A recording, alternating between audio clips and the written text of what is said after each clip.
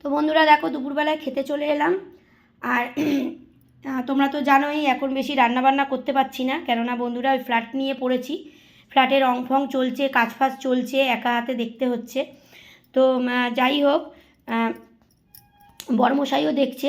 তো যাই হোক, আর কিছু করার নেই, যেতে হচ্ছে।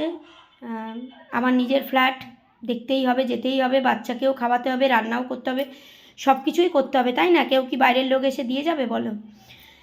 তো যাই হোক, দেখো কিছুই হচ্ছে না, ভাত।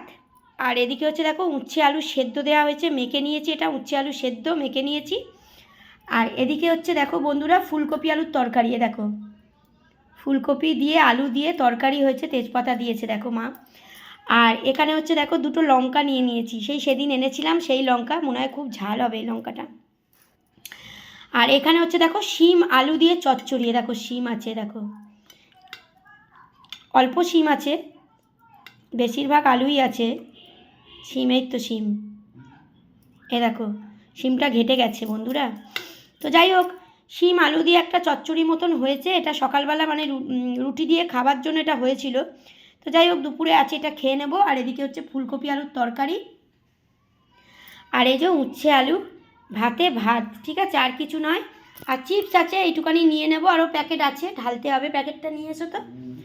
আর প্যাকেট আছে, ঢালতে হবে।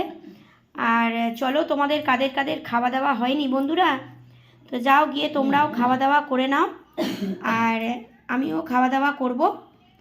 আর এখন প্রচুর ঝামেলার মধ্যে যাচ্ছি।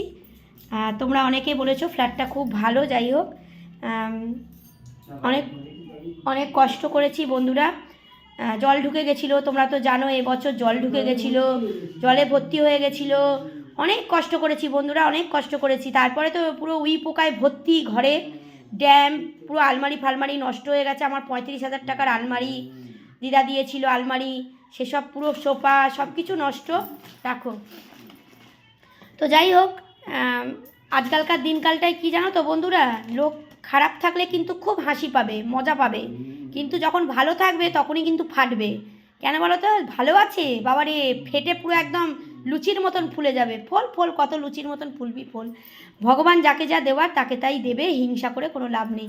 তো চলো, অনেক কথা বলে নিলাম। আর এই যে চিপসের প্যাকেট মা এনেছে, তোমাদের বললাম না চিপসের প্যাকেট আছে, এটা ঢালতে হবে। এই যে চিপসের প্যাকেট এনেছে, এটা ঢেলে খাওয়া হবে।